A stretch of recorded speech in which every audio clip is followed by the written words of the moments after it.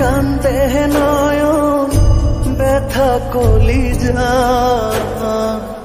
পাখি আমার ওড়ালে পাখি দূরে উড়ে যা।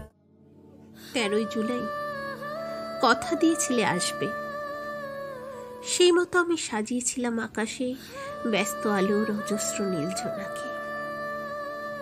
সেই মতো আমি জানিয়েছিলাম নদীকে প্রস্তুত থেকো, জলে যেন ছায়া না পড়ে মেঘ বা গাছের।